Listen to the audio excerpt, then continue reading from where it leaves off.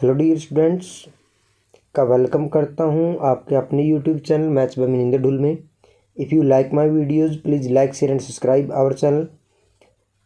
बच्चों, जैसा कि आप सभी को पता है कि हरियाणा बोर्ड की वेबसाइट पर अभी सभी सब्जेक्ट्स के सैम्पल पेपर डाल दिए गए हैं। तो मैथमेटिक्स का भी सैम्पल पेपर है, उसका लिंक मैं आपको डिस्क्रिप्शन में भी डाल दूँगा, वहाँ से आप उसको चेक कर सकते हैं। इससे पहले हमने एक वीडियो ऑब्जेक्टिव टाइप है जो सैम्पल पेपर की, उसके सॉल्यूशन के रूप में आपको डाल दी गई है, उसका लिंक डिस्क्रिप्शन में मैं आपके पास डाल दूंगा। किस चैप्टर में से कितने मार्क्स के क्वेश्चन आएंगे, इन सभी बातों को हम इस वीडियो में डिस्कस करेंगे। तो इसलिए पूरी वीडियो को ध्यान से देखिएगा, कहीं से भी स्किप मत कीजिएगा। तो सबसे पहले बात करते हैं कि पहले चैप्टर में से क्या आएगा। ठीक है, उससे पहले हम जो आपके पास दिए गए हैं OTQ का मतलब क्या है, ऑब्जेक्टिव टाइप क्वेश्चंस, जो एक एक नंबर के आपके पास आएंगे 40 आएंगे 40।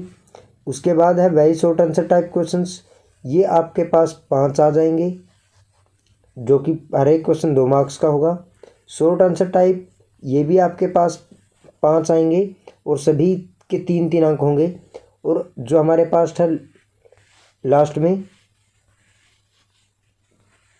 लॉन्ग आंसर टाइप क्वेश्चंस, ये आपके पास 3 आएंगे बच्चों, जो कि हर एक क्वेश्चन 5-5 मार्क्स का होगा। ठीक है, अब देखिए चैप्टर नंबर फर्स्ट में से क्या क्या आएगा। चैप्टर नंबर फर्स्ट में आपके पास 4 ऑब्जेक्टिव टाइप क्वेश्चन आएंगे, इसके अलावा कुछ नहीं आएगा इसमें से। तो कौन कौन से क्वेश्चंस आपके पास इंपॉर्टेंट हो जाते हैं। 1.1 आपके सिलेबस से डिलीटेड है। उसके बाद एक्सरसाइज 1.2 में से जो आपके पास फर्स्ट सम है गुणनखंड वाला, मतलब फैक्टर्स वाला, ठीक है, ये इम्पोर्टेंट हो जाता है। तो गुणनखंड आपने सभी प्रकार के कर लेने हैं, अभाज्य गुणनखंड वाला जो क्वेश्चन है। उसके बाद जो सेकंड क्वेश्चन बनता है आपके पास LCM और HCF में से बनता है। उसके बाद आपके पास कौन कौन सी संख्याएं रैशनल नंबर है और कौन कौन सी रैशनल नंबर है, मतलब कौन कौन सी परिमेय संख्याएं और अपरिमेय संख्याएं हैं, उनके ऊपर से एक क्वेश्चन बन सकता है। उसके बाद टर्मिनेटिंग और नॉन टर्मिनेटिंग, शांत और अशांत, उनमें से एक क्वेश्चन बन के आ सकता है। तो इस प्रकार से आपके पास जो चारों के चारों आएंगे वो ऑब्जेक्टिव टाइप ही क्वेश्चन आएंगे।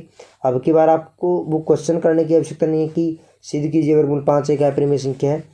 अब की बार उसमें से आने की उम्मीद नहीं है, जैसे कि बोर्ड की हिदायत है उसके अनुसार।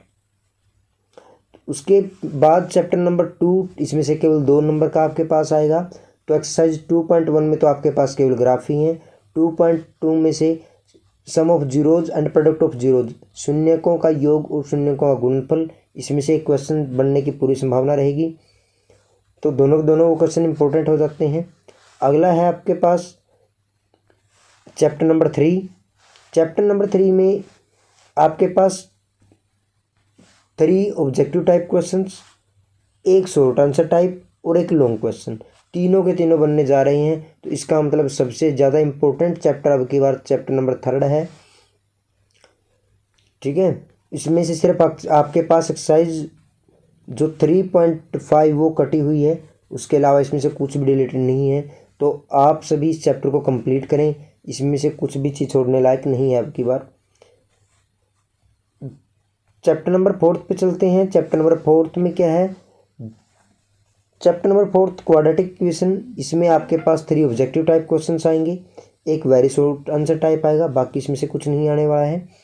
तो इसमें से द्विघात समीकरण जो हमारे पास 4.1 है कि कौन कौन से क्वाड्रेटिक इक्वेशन है, मतलब कौन कौन से द्विघात समीकरण है और कौन कौन से नहीं है, उसमें से एक क्वेश्चन बन सकता है। इसके अलावा 4.2 में आपके पास क्वाड्रेटिक इक्वेशन को सोल्व करना है, द्विघात समीकरण को हल करना है, तो वो क्वेश्चन आपके पास इंपॉर्टेंट हो जाते हैं। 4.3 अब की बार आपके सिलेबस से रिलेटेड है। 4.4 में नेचर ऑफ द रूट्स के नेचर किस प्रकार रहते हैं, मूलों की प्रकृति, विविधकर, डिस्क्रिमिनेट, इसके बारे में आपसे क्वेश्चन बन सकता है। तो ये सभी क्वेश्चंस आपने ध्यान से करने हैं। उसके बाद आता है आपके पास चैप्टर नंबर 5। चैप्टर नंबर 5 है समानांतर श्रेणी, AP अर्थमेटिक प्रोग्रेशन। इसमें से 4 आपके पास ऑब्जेक्टिव टाइप और एक शॉर्ट आंसर टाइप क्वेश्चन रहेगा। तो इसमें से AP किस प्रकार की होती हैं, या कौन कौन सी AP है या कौन कौन सी नहीं है, AP के अगले 3 पदों को निकालना, या फिर आपके पास AN से जो सम बनते हैं, AN के फॉर्मूले से, और SN का फॉर्मूले से जो सम बनते हैं, जैसे 1 से लेकर के 1000 तक की प्राकृतिक संख्याओं का जोड़ क्या होगा, what is the sum of all natural number less than 1000, इस प्रकार के जो क्वेश्चन हैं, ठीक है ना। नेक्स्ट है हमारे पास चैप्टर नंबर 6। इसमें से काफ़ी आसान कर दिया गया है आपका काम। जो इसमें से 4 हमारे पास ऑब्जेक्टिव टाइप आएंगे, इसलिए 6.1 और 6.2 के पहले 5 या 4 क्वेश्चन ये इंपॉर्टेंट ज़्यादा हो जाते हैं, क्योंकि 1 मार्क्स के यहीं से बनते हैं। 6.5 जहाँ पर हमारे पास समकोण त्रिभुज बनती है, राइट एंगल ट्रायंगल बनती है, पाइथागोरस थ्योरम लगती है, वहाँ वो एक्सरसाइज हमारे लिए और ज़्यादा इंपॉर्टेंट हो जाती है, क्योंकि उसमें से 3 मार्क्स का क्वेश्चन आने की उम्मीद रहती है। बाकी अब की बार आपको जो थ्योरम्स थी वो ज़्यादा करने की आवश्यकता नहीं है। 6-7 थ्योरम इसमें से मेन रूप से बनती थी पहले, लेकिन बड़ा क्वेश्चन ना आने से वो सभी कट जाती हैं। चैप्टर नंबर 7 है आपके पास निर्देशांक ज्यामिति, कोऑर्डिनेट ज्योमेट्री। इसमें से आपके पास 4 ऑब्जेक्टिव टाइप क्वेश्चन आएंगे और एक वेरी शॉर्ट आंसर टाइप आएगा, मतलब डिस्टेंस फार्मूला वाला, और सेक्शन फार्मूला मतलब विभाजन सूत्र, ये आपके पास इंपॉर्टेंट हो जाते हैं। 7.3 आपके पास, आपको पता है कि ये डिलीटेड है। तो इंट्रोडक्शन टू ट्रिग्नोमेट्री, इसमें 3 ऑब्जेक्टिव टाइप आपको मिलेंगे और एक वेरी शॉर्ट आंसर टाइप मिलेगा। इसका मतलब है कि जो 8.4 का क्वेश्चन नंबर 5 है, उसमें जो हमारे पास लॉन्ग क्वेश्चंस हैं, जो 10 पार्ट हैं, वो सभी के सभी अब की बार इम्पोर्टेंट नहीं होते हैं, क्योंकि बड़ा क्वेश्चन इसमें से आने वाला नहीं है। 4 मार्क्स में जो आता था तो वो नहीं आएगा अब की बार, या 3 मार्क्स का तो नहीं आने वाला, तो इसलिए वो इम्पोर्टेंट नहीं रहते। अब हाँ, जितने भी आपके पास क्वेश्चन आते हैं जिनके अंदर ऑप्शंस दिए गए हैं, मतलब मल्टीपल चॉइस जितने भी क्वेश्चन हैं वो सभी इंपॉर्टेंट हैं। ट्रू और फॉल्स वाले जो इतने भी क्वेश्चन आपके पास इस चैप्टर से बनते हैं वो भी आपने कर लेने हैं। तो इस अब की बार आपको इसके ऊपर जो फोकस रखना है इस चैप्टर के ऊपर, वो शॉर्ट आंसर्स वाले क्वेश्चन या ऑब्जेक्टिव टाइप के ऊपर ज़्यादा फोकस रखिए। त्रिकोणमिति का अनुप्रयोग, बच्चों हर बार की तरह इस बार भी इस चैप्टर में से एक 6 नंबर का ही क्वेश्चन आएगा, इसके अलावा कोई क्वेश्चन नहीं आता। तो इसलिए इसमें तो केवल 16 सम ही है इस चैप्टर में और कुछ एग्जाम्पल्स हैं, इसलिए इस चैप्टर को थोड़ा ध्यान से करिएगा। चैप्टर नंबर 10 की बात करते हैं, सर्कल्स वृत्त। इसमें क्या है, हमारे पास 3 ऑब्जेक्टिव टाइप, मतलब 10.1 के अंदर जो हमारे पास खालिस्तान वाले दिए गए हैं, फिलिंग इन द ब्लैंक्स, वो इम्पोर्टेंट हो जाते हैं। 10.2 में आपके पास कुछ ऑब्जेक्टिव टाइप दिए गए हैं। थ्योरम्स आपको कुछ करने की आवश्यकता नहीं है, जैसे क्वेश्चन नंबर 4 है 10.2 का और 5 क्वेश्चन है वो, या क्वेश्चन नंबर 12 है, ठीक है ना। ये काफ़ी लेंथी क्वेश्चन था, तो ये अब की बार इसमें से वो करने की आपको आवश्यकता नहीं है। कंस्ट्रक्शन में से भी आपके पास जो चैप्टर नंबर 11 है, 11.1 का केवल क्वेश्चन नंबर फर्स्ट दिया गया है और 11.2 के सभी सम अब की बार आएंगे, ठीक है।